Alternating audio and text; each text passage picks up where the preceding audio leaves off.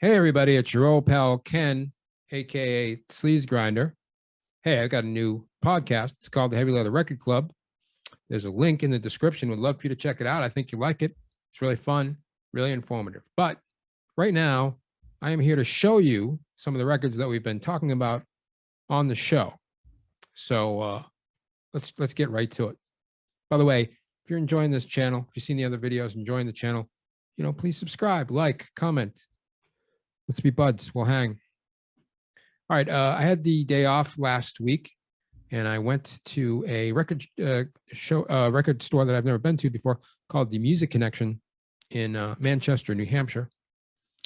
Nice shop, pretty big. Whole left side is used. Whole right side is new. I don't know. I'd say there's like 50,000 records in there. Worth the trip. Took me about an hour to get there. I got 4 records that I was very happy with. So I'm going to show you what they are. This first one, this is a band, everybody knows them because they're a big hit, which was on the record after this. But, they kind of, besides that, they were just kind of under my radar. It's Chemical Brothers. This is their first record. It's called Exit Planet Dust. And this is not an original by any means. It's a reissue, but still. I had never really listened to them before, besides, of course, hearing them on the radio. And I was blown away by this record, man. It's so good. It's electronica, obviously, early, rocktronica. Great songwriting, man. It's not just mindless dance music. It's got mood, it's got atmosphere, but it's also, it's catchy, but it's also loose. I don't know, man. I just really enjoyed this record a lot. It's a double album. Sounds great. You can dance along to it. Really good. The second record, this was from 1995, I think, or 96. The second record, which is called Dig Your Own Hole, I believe. And that's the one that has block rock and beats. Big hit. That one is the band Chemical Brothers are releasing it, reissuing it on vinyl next month, or this month if you're listening in July, in a very limited edition of 1,997 copies, because it came out in 1997. So look out for that. It's like a 3 LP deal or something. It's going to be very difficult to get, I'm sure, but worth it if you like it. These guys were, one of the bands that were, I don't know. A lot of things were going on in the 90s, and this was one of them. It was like taking dance music and making it rock and roll, and it was great. And speaking of dance music, this next performer, I think, is one of the greatest pop artists in the entire world. We're talking about Swedish pop sensation Robin. This is the last record she did, Honey, from 2018. It's a nice gatefold. It's just one record though. Man, so yeah, she's Swedish, and she makes really transcendent, emotionally intense dance music. And this one is more down tempo than the Body Talk albums, the 2 Body Talk albums, which a lot of the hits came from. But it's still great. It's still, like I said, her music is, it's transcendent and majestic, and definitely subverts whatever you associate with dance pop music. There's just something deeper going on with her music. It's mesmerizing. I love it a lot. And I was happy to see it. All of her records are really hard to get, and probably for good reason, because they're all worth it. Anybody that has one, I'm sure, is keeping it. I was lucky enough to find, I think, Body Talk Part 2 at Salem Record Exchange a year or 2 ago. Not an original. Originals cost you hundreds of dollars, but yeah, if you ever see any of her records, snap them up, because they're hard to come by, and they're all fantastic. All right, now this one, I had no idea. I mean, I guess I knew it existed, but I had never seen it before. So was psyched. Can't tell what it is by looking at it, but it's Prince's 18th album, Chaos and Disorder. It's also his lowest charting album for the entire time that he was on Warner Brothers. It was his last on Warner Brothers. And it's a contractual obligation album. Now, if you remember, like, I don't know, like Van Morrison's contractual obligation album, where he's ranting about Danishes, you know that they can be very hit or miss. This one is great, though. It's a compilation of just stuff that he had around the studio that he gave them so he could just get out of the contract. And many other people give him scraps from the studio, garbage. This one, it's a really great record. And what's interesting is it's very rocky. There's a lot of rock guitars on this album. And in fact, there's one song called I Rock, Therefore I Am. And man, it's really good. I like it a lot. And I had never heard it.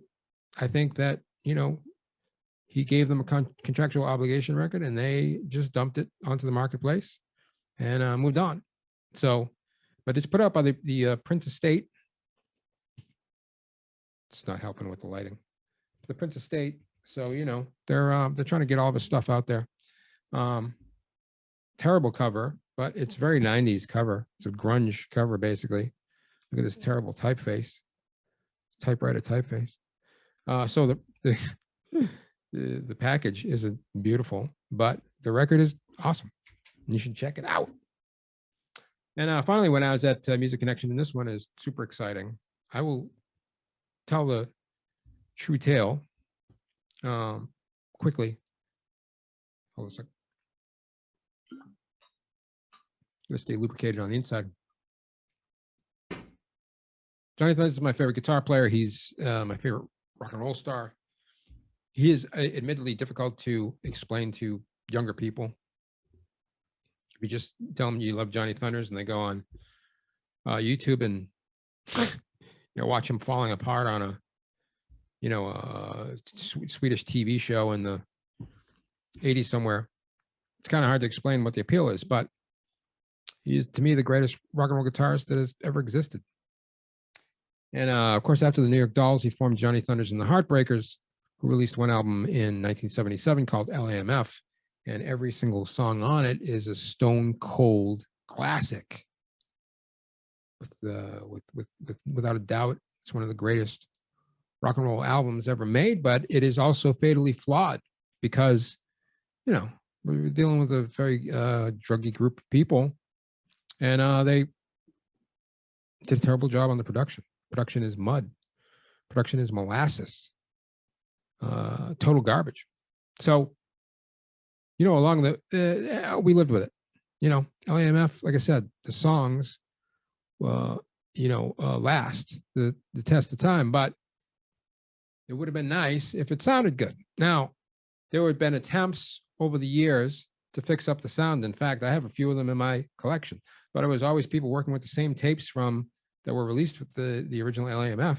And, you can only polish something that ragged in the first place so much. It's not going to sound all that much different. But there was always the rumors that there was the master tapes were around somewhere, hidden around somewhere on a shelf, in a barn somewhere. And one day they'd be found. And then we'd hear what this record was supposed to sound like in the first place. And it would become the masterpiece that it was always meant to be. Well, lo and behold, 40 years later, somebody found the master tapes and they released them. Now, last year, it was on Record Store Day. They released the found masters. Now, I was aware that it had been released, but I had been burned so many times by, bogus LAMF remixes that I slept on it. Didn't even look into it. They released 1,100. And so, and then one day popped up on, I think on Tidal, and I streamed it. Squeaky was over. We listened to it together, and it was a magical experience. It was, it literally blew both are on my mind. Wilson was here too. Three of us just jaws dropped. It was like Johnny Thunders was in the room with us. It's like Billy Rath was in the room with us. You could hear Jerry pounding those drums 2 feet away from us. Just incredible experience. So worth seeking out. But at this point, that all been sold, and copies were going for a couple $100, which is, I'm not that much of a heavy hitter. So I went and dreamed other dreams, and then there I was at the Music Connection, flipping the bins, and lo and behold, unto me, I was presented with a copy of Johnny Thunders and the Heartbreakers, the found 77 masters, and still for the record store day price of $35, which is still a lot of money, but in the context of what we're talking about here, measly. Done. No problemo. I don't usually keep things in plastic. This one I'm keeping in plastic. There's a insert that explains the finding and the cleaning and the releasing of this record, so you can get more info there. But you just need to know that one of the all-time greatest rock and roll records of all time now sounds like it's supposed to. And I am blown away.